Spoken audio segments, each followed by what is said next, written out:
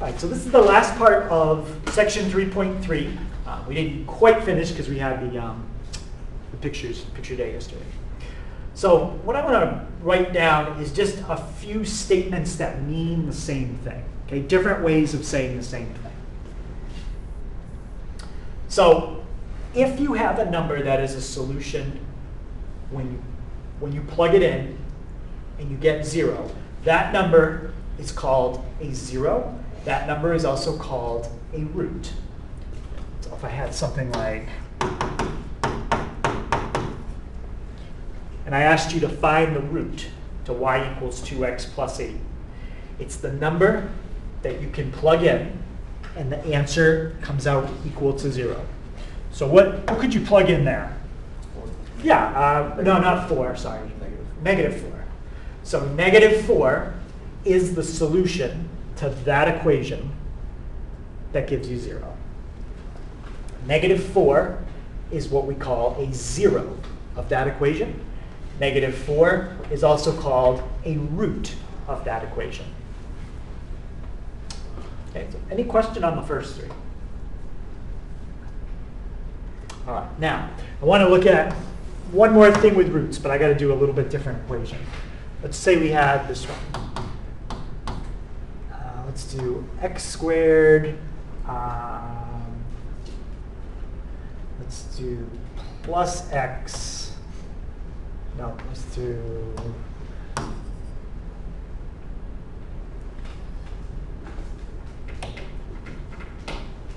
think that might work. Let's try it. Plus x minus 6. If it doesn't work, I'll fix it so it does. Let's factor that. So we have an x and an x. What would my signs have to be when I try to factor this? Yep, I would need a plus and I would need a minus. And what are two numbers that multiply to give me 6? You could do a 1 and a 6. That's not going to give us what we need in the middle. We could try also a what? 2 and a 3. A 2 and a 3. Yep. And because you want the middle to be positive, let's put the bigger number here, smaller number here. Let's check it. X squared minus 2 plus 3. Negative 2 plus 3, that is 1. So yeah, that works fine. All right. Now I want to do the same thing I just showed you on that last one. I want to know the numbers that I could fill in for x that would give me 0. Now that it's factored, okay, look at the factored version. What number could you fill in for x right there that would make that factor 0? 2. 2. And what number could you fill in right here? Negative 3. Negative 3. Okay, I'm not going to check both of them, but let's just check 2. What's 2 to the second power? 4. What's 1 times 2?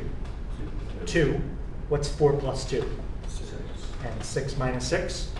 0. Okay, so it makes it a lot easier to figure out the number you can plug in and get 0. So look at what happened. 2 was a root. X minus 2 was a factor. Okay? So now I want to kind of work backwards with that idea. Let's say you had a problem where negative 5 and, I don't know, 4 were the roots. If 4 was a root, what factor would that have come from? X minus 4. X minus 4, yes. So it's working backwards. So if 4 was a root, it would have had to have come from an x minus 4. And what if negative 5 was a root? X plus 5. That would have come from x plus 5. So if you know the roots, x minus that number is the factor. So we said right here, 4 is the root. So x minus that is the factor. Negative 5 is a root. So x minus that number is a factor. And when you do x minus minus 5, it becomes plus 5. So any question on how, if you know the root, you can work backwards to get the factor?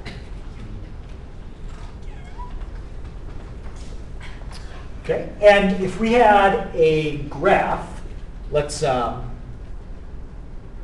let me do that x squared plus x minus 6.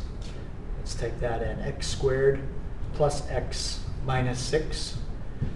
Do zoom 6. We already know what the two roots are, -3 and 2. And look at that graph. The -3 and the 2 are something special on that graph. What do we call the -3 and the 2? They're the x-intercepts. Yep. So roots, zeros, factors, x-intercepts. It's all just different ways of kind of talking about the same thing. These are all equivalent statements.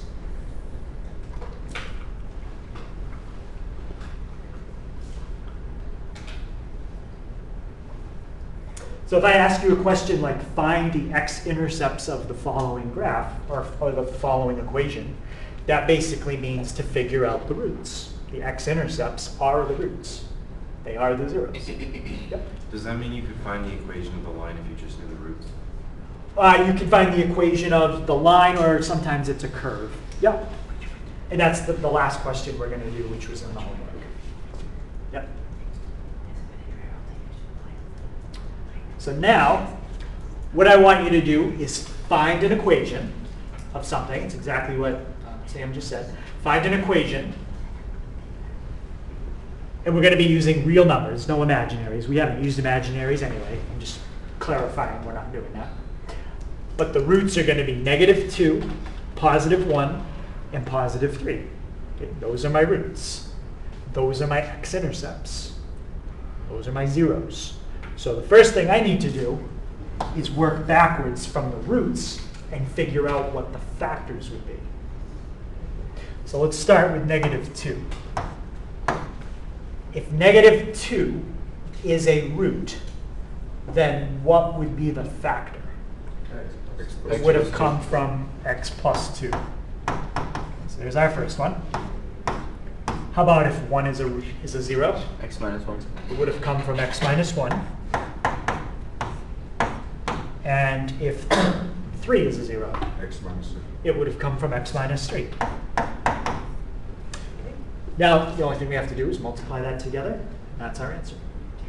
Okay, so let's start. X times x is going to give me x squared. Okay. What's x times -1? Negative X. So that's negative x. Just put that over there for a minute. What's 2 times x? 2x. What's 2x and -1x? X. Just x. And what's 2 times -1? -2. Okay. So that's what you get when you multiply the first two together. All right, now we do it one more time. Multiply the x out. Okay. What's x times x? Or I'm sorry, x times x squared. X cubed. X cubed. Then x times x. X squared. X squared. X times -2. -2x. 2x. And now we'll do these. What's -3 times x squared? 3x squared. And -3 times x? -3x. 3x. And -3 times -2? 6. 6. Okay. So now combine together whatever we can. X cubed, there's only one of them. Okay, got that one. What's x squared? Minus 3x squared. Minus 2x squared. Okay, so we got that one and that one. What's -2x minus 3x? -5x. -5x. And the only thing left is a +6. Okay. So now let's graph it and see if it crosses the x-axis at -2, 1, and 3. So we're just checking our answer. X cubed minus 2x squared minus 5x plus 6. Okay, so again, it should be -2, +1, +3.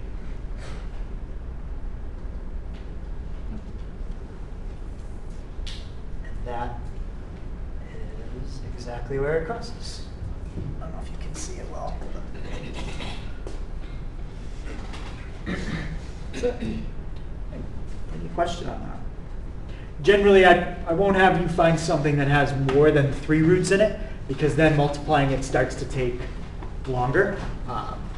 But you should definitely expect to at least have to multiply up to 3 parentheses together. Could be 2, that would be a little faster, or it could be 3. So any question on that one? All right, so let's look at the last question. Okay, so the last question says to find the zeros, and we're going to factor it. Now, most of the factoring that I've shown you so far has been with problems like this. Has an exponent of 2. Okay. This one's a little different because it has an exponent of 3. So what we're going to do when they say to factor by grouping, generally it's going to have 4 terms. 1, 2, 3, 4. Terms are separated by plus signs and minus signs. So there's 4 terms. We're going to look at the first 2. And we're going to factor what we can out of just the first 2. Don't worry about the last 2. X squared. Yeah, we can factor out an x squared.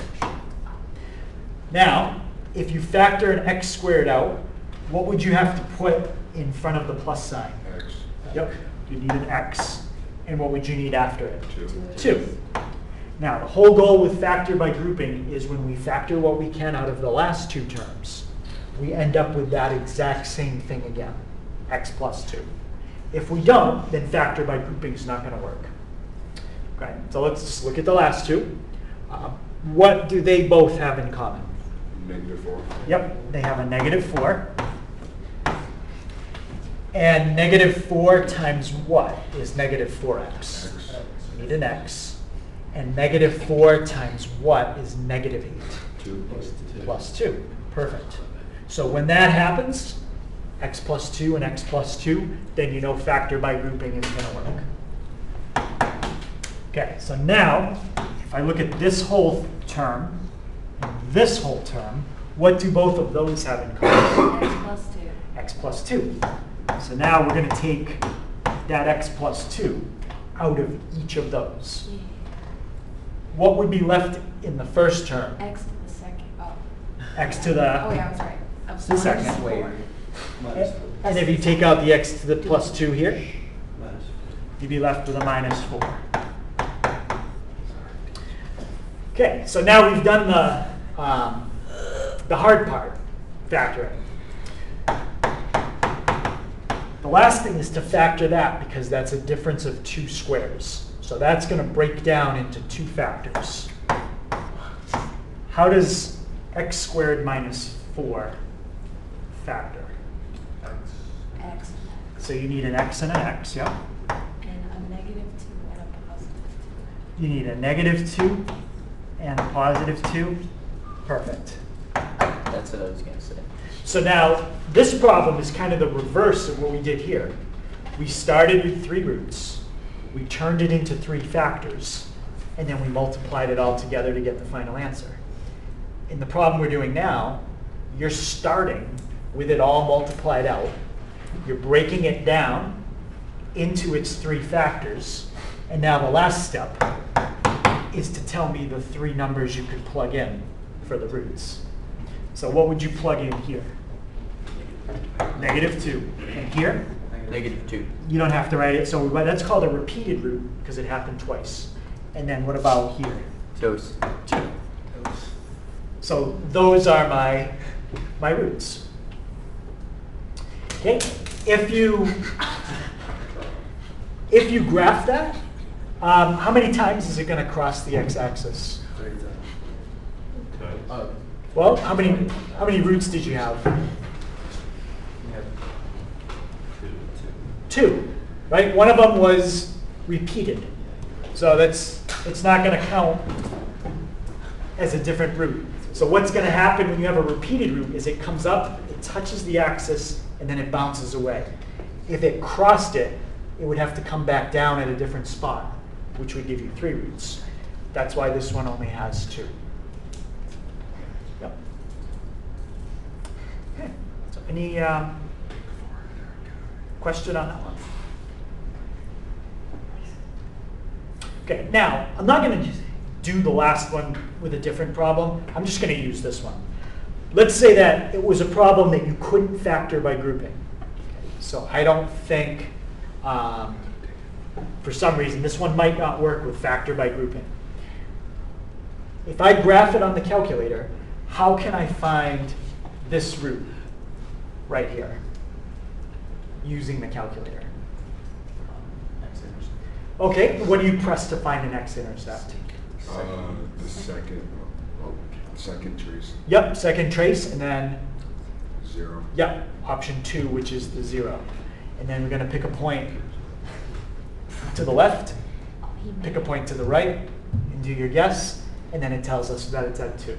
Okay, you do the same thing to get this one over here. So if you have one that you can't factor by grouping, you just do it on the calculator like that. And that's all I was going to show you in the last one. But I just used the same problem again. Okay. Any questions on that? Okay. So we've already done the first part of the homework up to 13. And then I think what we'll do in class now is the review. Okay, so we're gonna do the review.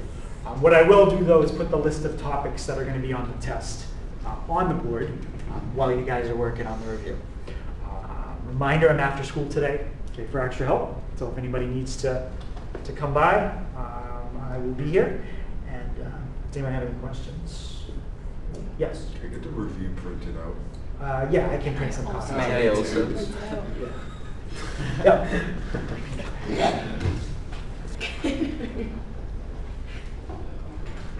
That's crazy. 6.